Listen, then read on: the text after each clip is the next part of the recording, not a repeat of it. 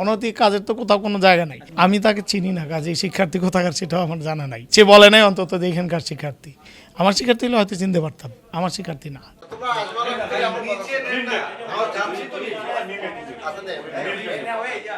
Medical college হাসপাতালের চিকিৎসক কোয়ার্টারে এক নারীর সঙ্গে আপত্তিকর অবস্থায় ধরা পড়েছেন ডক্টরস অ্যাসোসিয়েশন অব বাংলাদেশের এক শীর্ষ নেতা। ঘটনাস্থল থেকে দুজনকেই আটক করে পুলিশে সোপর্দ করেছে স্থানীয়রা।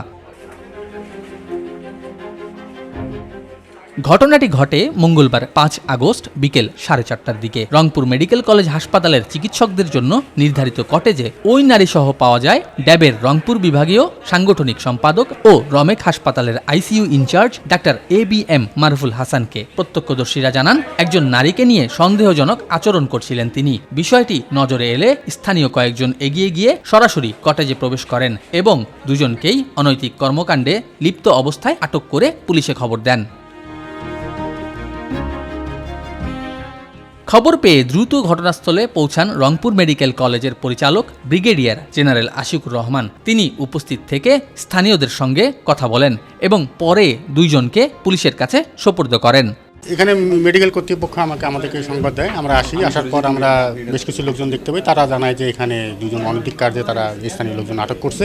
সেই ভিত্তিতেই তারা আমাদেরকে হ্যান্ড ওভার করেছেন। আমরা সেই অপরাধে আমরা তাকে আইনগত ব্যবস্থা গ্রহণ করব। রংপুর মেডিকেল কলেজ কর্তৃপক্ষ বলছে, শৃঙ্খলা ও নৈতিকতার বিষয়ে কোনো ধরনের আপোষ হবে না।